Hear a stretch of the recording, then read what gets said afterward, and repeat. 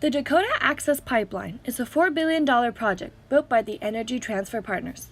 Its proposed path snakes 1,172 miles through parts of North Dakota, South Dakota, Iowa, and Illinois to transport 570,000 barrels of crude oil.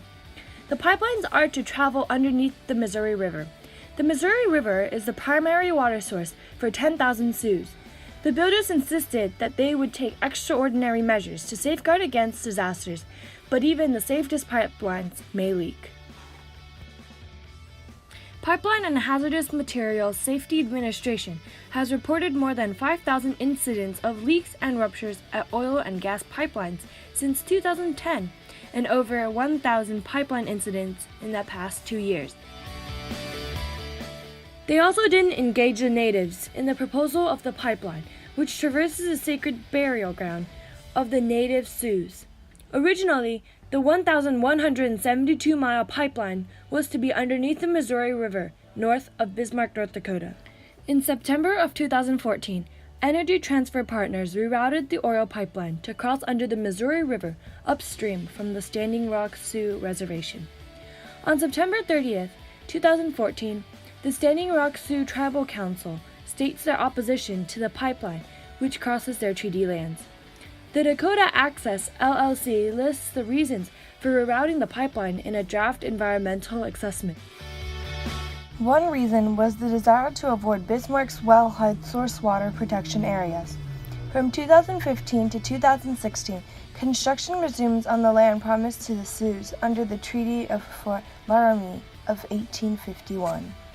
It was an agreement between the United States and the Oolagaga, Miniconjou, and Brule bands of Lakota people signed on April 29, 1868. It guaranteed the Lakota ownership of the Black Hills and further land and hunting rights in South Dakota, Wyoming, and Montana. The protesters set up teepees and tent camps on the land of Energy Transfer Partners.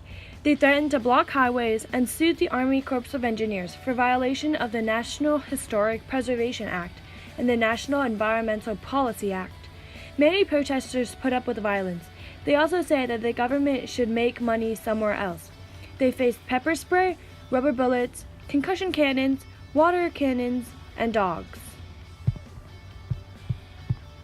David Archambault, the tribal chairman of the Standing Rock Sioux tribe, says, Mother Earth is here to provide for us, and we are to use the things that she makes available so that we may live. But we don't want to exploit them, and we don't want to abuse her. Because if we do, then we're creating a time when she can no longer provide for us.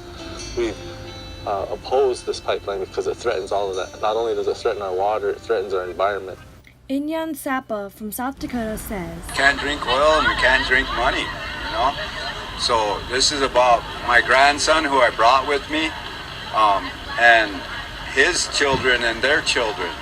After 9 months of violence, the Army Corps called a postpone of the construction on the pipeline until they have completed an environment impact statement. It isn't over yet. Natives have claimed a momentary victory, but with the Trump oil-friendly administration, the struggle is just beginning.